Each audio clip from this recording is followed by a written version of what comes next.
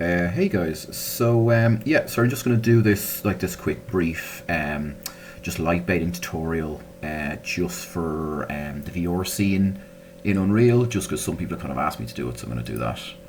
So first thing I'm going to do is just open up Unreal. What I'm going to do now is, like, it's best off to use the VR scene. So I'm going to do is I'm going to use 5.3, just because you can use that in the library as well. I'm just going to launch that.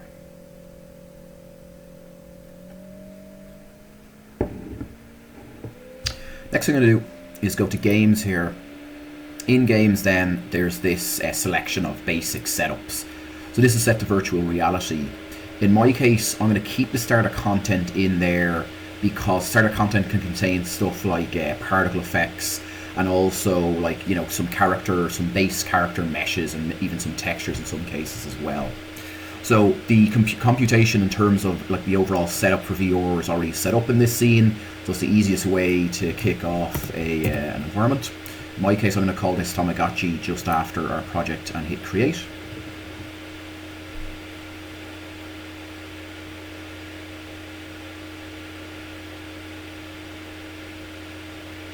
Cool. So it's uploaded this scene here. So the first thing I'm going to do is, just because it's just a personal preference of mine, I'm going to go to Window here, I'm going to go down to Load Layout and go to UE4 Classic Layout, just because I'm so used to using UE4. I like the layout of the setup here, and also I'm just going to pull this Place Actors over here so I can, you know, I'm not having to click down here the whole time, it's all just visible here. So in terms of lighting, the first thing you should do when you start this is, if you go up to Settings here in the top right, then go to Project Settings. The next thing I'm going to do is I'm just going to type in Ray here.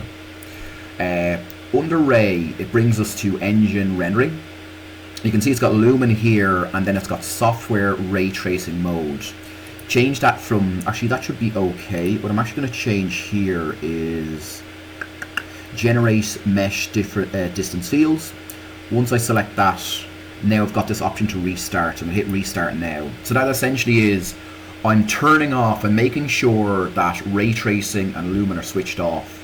Because with Unreal Engine 5, as Neil mentioned in the lecture previously, is that Unreal 5 is geared towards real-time rendering in terms of its lighting. So that's lumen and that's ray tracing. So the first thing I'm just doing is just making sure ray tracing is switched off. So I'm going to turn on ray here. This is fine. Path tracing isn't a real-time renderer, so, like, that being blacked out and switched on is fine. That's not anything you need to worry about. Next thing I'm going to do now is change where it says ray to lumen. As you can see, this is all blacked out. This is all fine. The main thing is that none of this is switched on. So that's okay. So automatically in this environment, lumen isn't active, so we don't have to worry about lumen. I'm going to turn off my project settings. The next thing I'm going to do, and it's just kind of a word of advice just for anyone working in Unreal, especially if you're kind of new to it, is don't have your outliner looking like this. Like, this outliner is an absolute mess. And you can kind of see that there's a load of meshes here that are available here. If these aren't organized, especially if you're adding stuff to your environment, very, very quickly your environment's just going to become a mess of meshes, etc. And then, especially when you're coming towards the end of the project, you are going to want to edit certain aspects. And if they're not visible in the outliner here, like, it can make your whole life so much harder. So what I'm going to do is I'm going to select this directional light here. I'm then going to look for the other features here. I'm going to ignore all this. Make sure to select the light mass importance volume as well. That is, if I come back here, this is the light mass importance volume. This essentially is a volume that essentially improves the lighting in the area. So I'm keeping that active in there. I can ignore most of this. I can ignore that. I'm going to select these point lights here.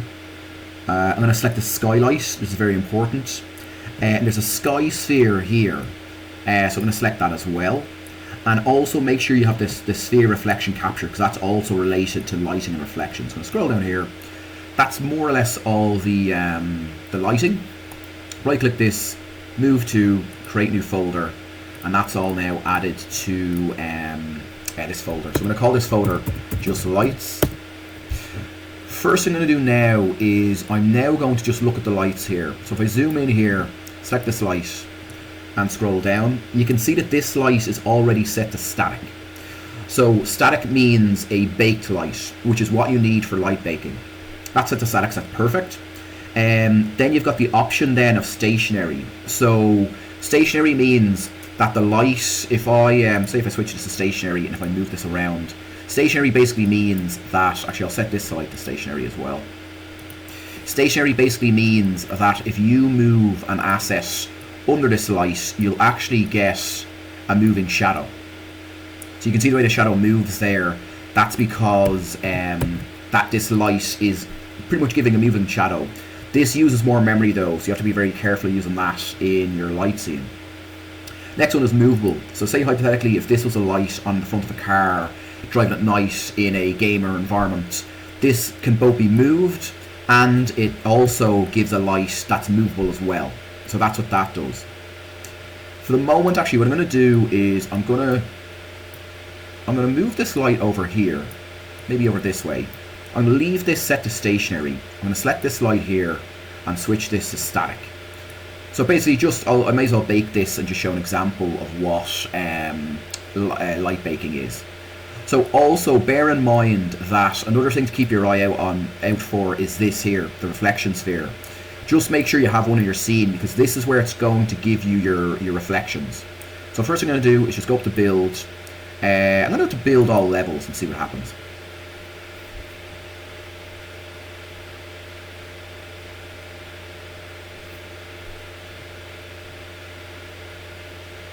Just give this a moment to build.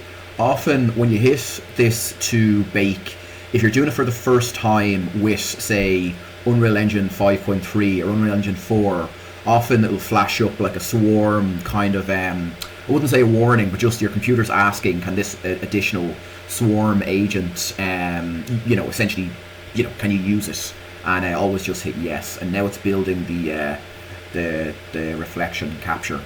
The reflection capture is very important because when you're using Unreal 5, automatically Lumen and if you're using Lumen or Ray Tracing or both, they use real-time reflections, whereas with the reflection sphere, what that's actually doing is that's pre-computing the reflection, which I'll kind of show a quick example of now. Well, actually, I don't know if I can because you really need textures for that, so I'll stick just with the basic. The basic reflection for the moment. So if I select this box here, so notice how there's a light source, you can see there's a light here, but if I move this box, I'm getting that shadow. So that's a sign that that's baked, that's essentially, it's a baked asset, and even you can see the light on top of this doesn't move either. So that's a great sign that essentially baking is working. That's the main thing.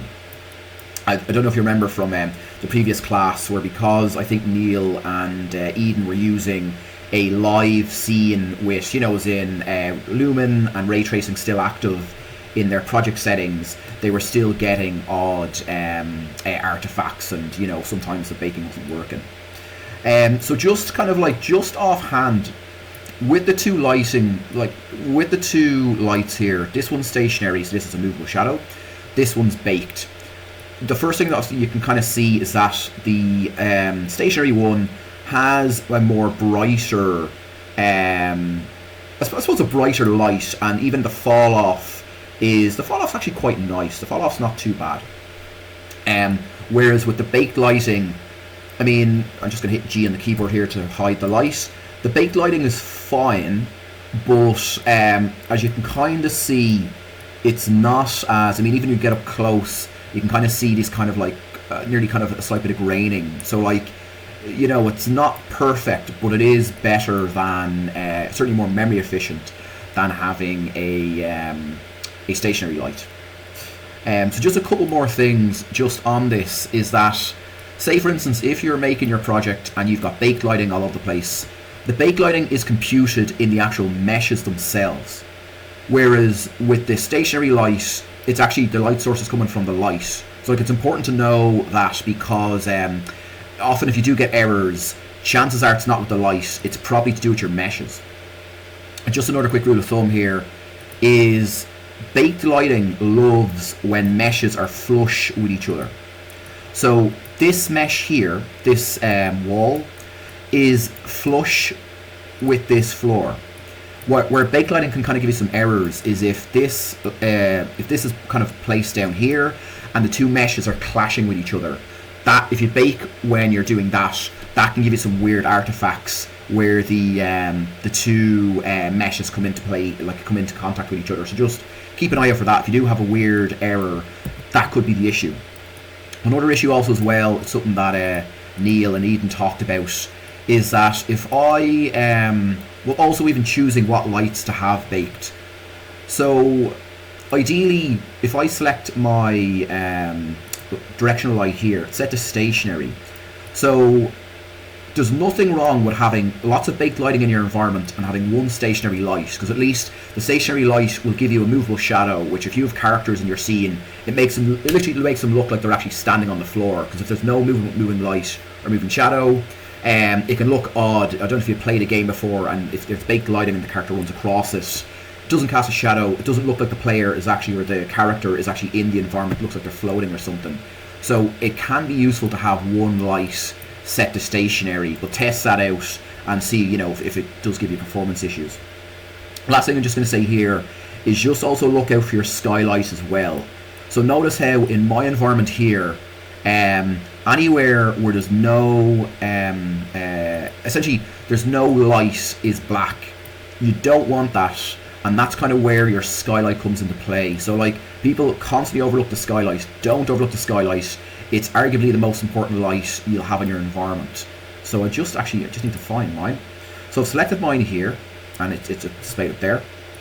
What I'm actually going to do is I'm going to scroll down here, and I'm going to go to where it says SLS captured scene. I'm going to select that, change that to specified cube map.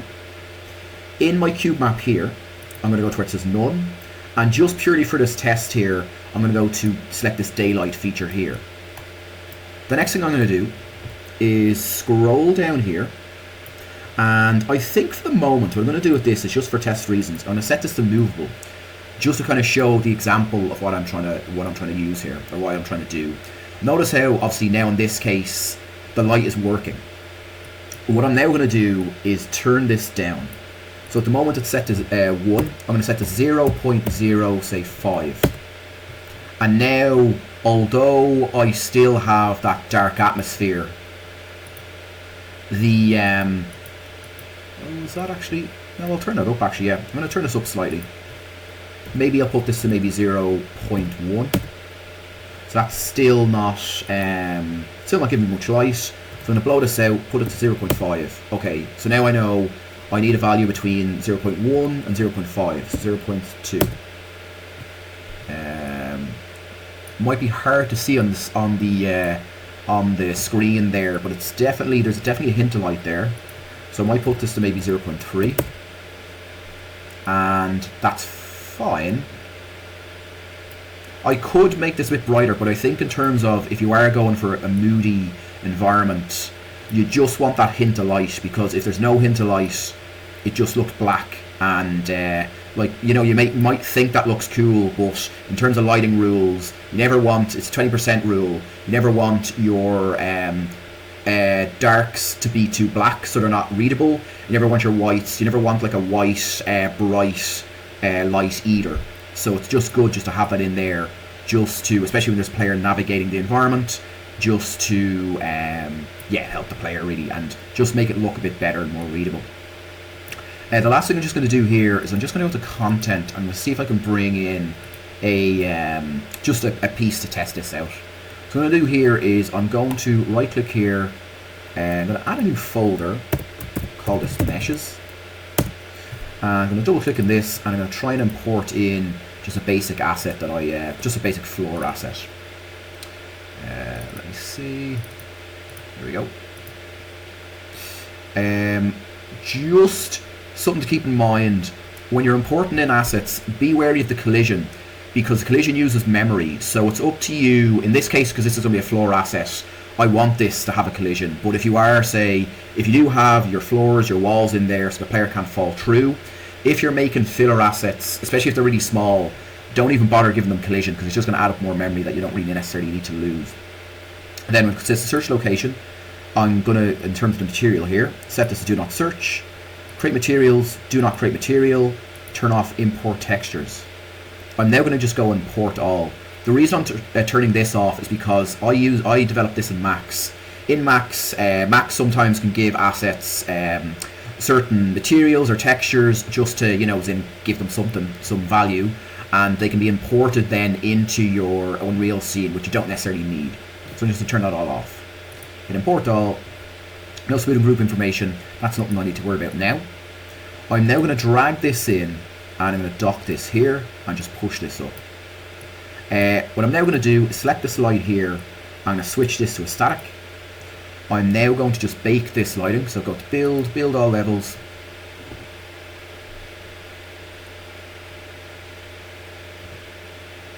And just let that bake.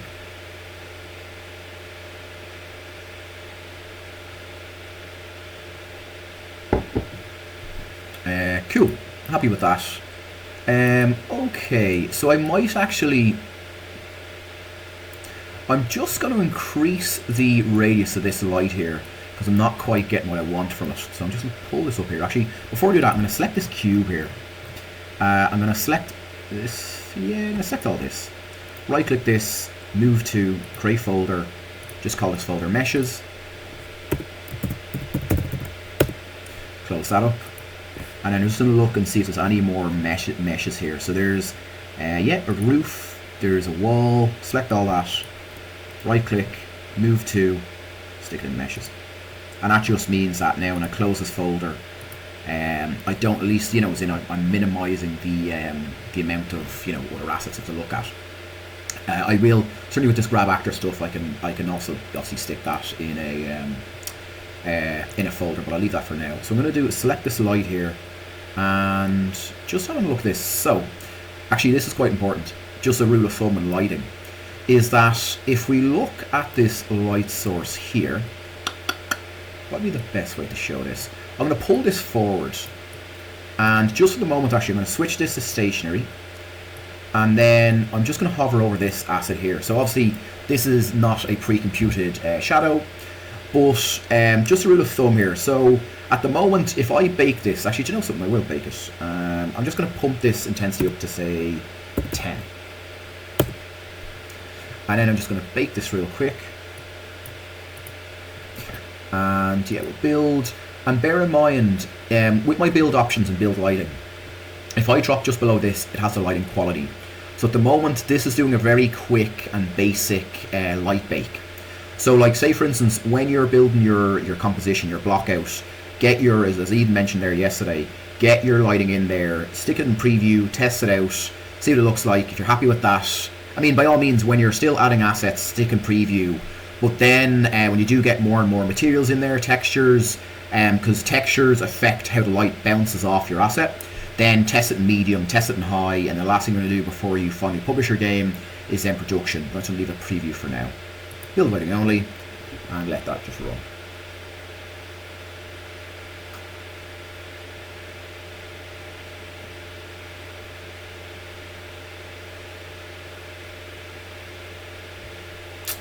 Okay, so actually that hasn't come out too badly. That's not too bad. One of the things about this shadow, and it might not seem obvious, is that you can see on this mesh here, I've got this kind of weird discoloration here, and then also when we look at the floor, I'm getting this kind of weird shadowing. This is something Neil touched on there in the last class. I'm going to select this asset, and I'm not too sure if this is going to work, but I'll give it a go.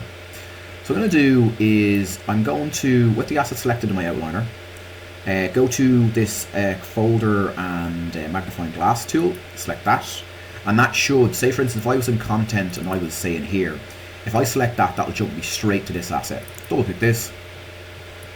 First thing I'm going to do is come along over here on the side, I'm going to scroll down, and I'm looking for this light map resolution. So at the moment it's set to 64. You can also check that in your settings here. If I scroll down, it's lighting, overwrite your light map, that's set to 64. So the reason that's important is because I often change this in the actual mesh itself. Because if this floor piece, for instance, my plan for this floor piece is essentially, I'm going to copy this, duplicate this round, and remove this stock Unreal floor. I'm going to get that out of there, and I'm going to design the floor I want. So if I am constantly changing the light map resolution for each individual mesh, that's going to take ages. So you don't want to do that. You want to do it at the actual asset level. So what I'm going to do is go to my lit mode, go down to optimization view modes, go to light map density, and here we are. So you can see from this asset here, this is green. So that's saying that this is essentially 64 for this, because you'd imagine it's something that Neil touched on in this last week. If I go to channel 0, that's the unwrap for this asset. So what I've done is I unwrapped the top part of this, and then I took the sides, scaled them up, and just stuck them wherever, because no one's going to see the sides, so I don't have to worry about them in terms of texture, etc. If I go to my UV channel 0, that's my unwrap. If I go to my UV channel 1, this is my light map. So when, going back to the idea that like when you're baking your lighting, the light is being baked in your environment on your light map. So you can imagine your light map being a second texture, but instead of it being, say, a 512 or 1024 texture, it's 64. So it's way, way smaller. So, but it's an easy way of, getting lighting onto your asset. So actually, technically, when you're baking onto your second light map, that's obviously, part of your unwrap. So that's why that works that way. What I'm actually going to do is I'm actually going to turn this down, because I don't think 64 is I think that might be a bit too big for this asset. So I'm going to change this from 64 to 32. Obviously, as in you're going down to multiples of texture size. So if I'm lowering this again, I'm going down to 16. If I'm lowering again down to 8, and then vice versa. If I'm going up from 64, 128, up from that 256, 512, etc. So I'm going to save this real quick, close that, and how come that didn't change? I'm just going to delete this for the moment and delete that, because notice how it's turned slightly blue. So according to Unreal, this needs actually to have a larger light map, which is fine, but I'll just leave it as it is for the moment. I'm just going to drag this in. Yeah, so that's accurate. So yeah, I know for a fact that, yeah, that's okay.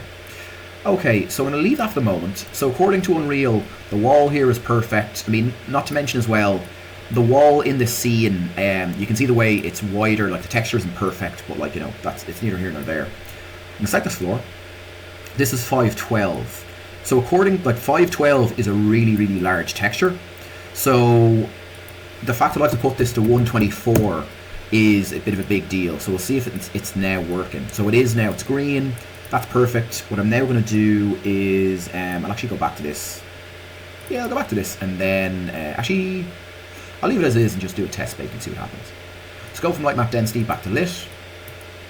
And then I'm just going to bake this lighting here and see what happens. So if you notice, when you change the light map resolution of a mesh, you have to rebake the lighting again, because, so that's why this looks kind of just a bit odd. So I'm going to build lighting only. I don't need to build my level, because I don't need to bake my reflections again, because it's already computed.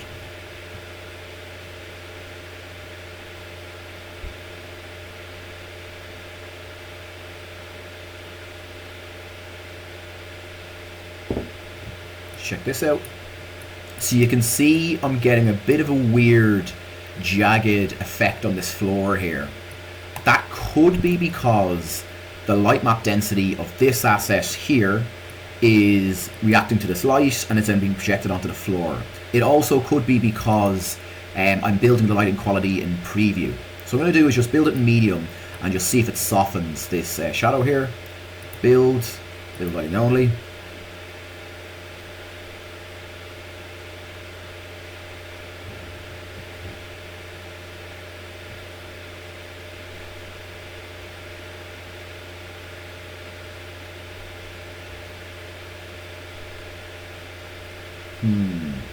Okay, still getting that really jagged light. So what I'm going to do is I'm now just going to see if I can change the light map of this and see if that helps.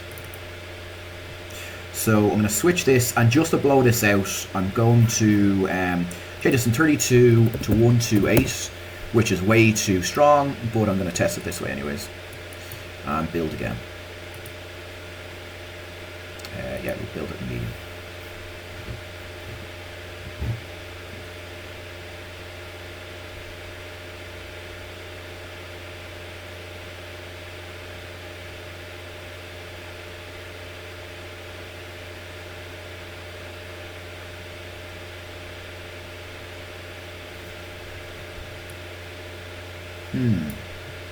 So one thing to note is that, remember there was a weird shadow at the front here? That's gone. Whereas I'm still getting this awkward shadow at the back.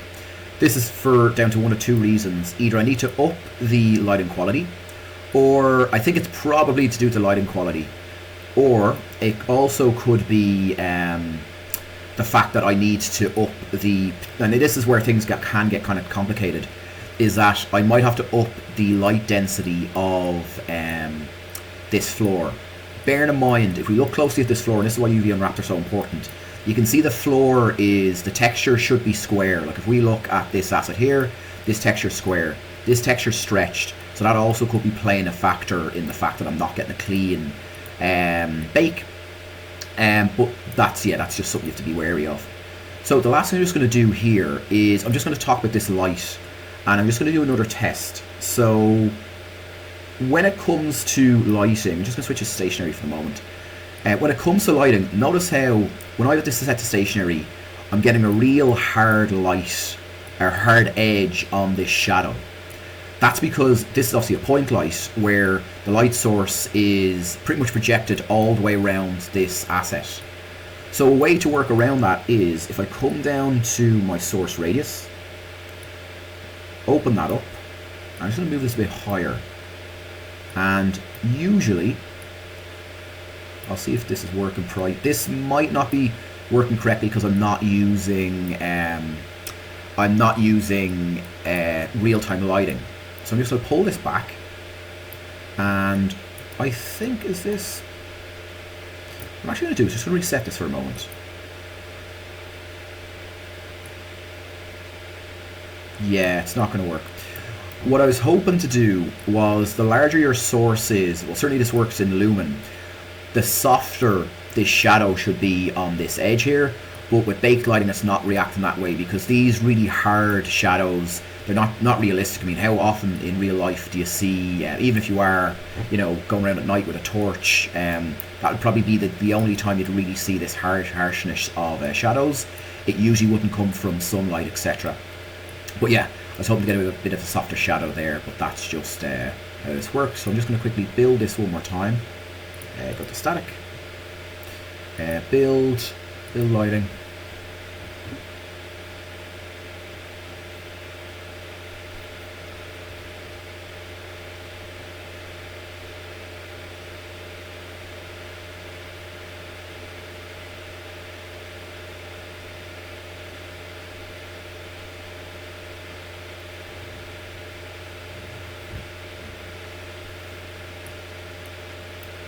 Actually, that looks, I think that has actually helped.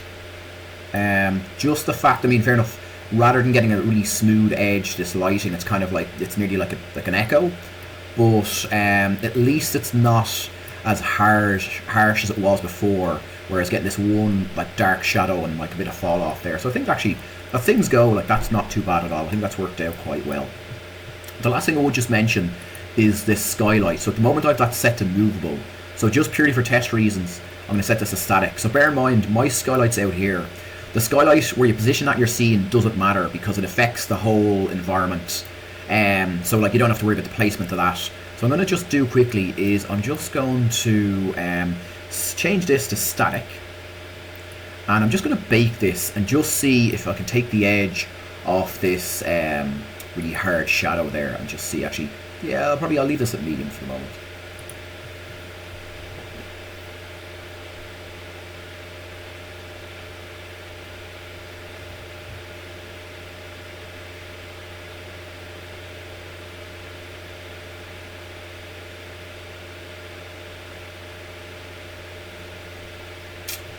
There we go. So now I've gotten that, it's taken the edge off those hard shadows, but also now, I might have to up the skylight. So obviously In the case of using a skylight, if you do set it to baked, as in, just be mindful of there's probably a bit of tweaking. So make sure, like, get on top of the skylight real early, especially when you're concepting your lighting, because if you do get on top of that, get that sorted, it makes everything so much easier, because you're not like placing assets in certain areas and having to add, bring another light over here to do that, and then you're adding another light there, and that way your lighting can very quickly get quite complicated. So just get your skylight right, get a base level darkness in your scene, and it just makes everything else so much easier. But yeah, that's pretty much it. Everything I can think of for the moment. Feel free to give me a shout, or obviously I'd advise you to contact Neil. But a couple of people did ask me just if there's something I could do. I hope you all have a good time baking, and I'll see you soon.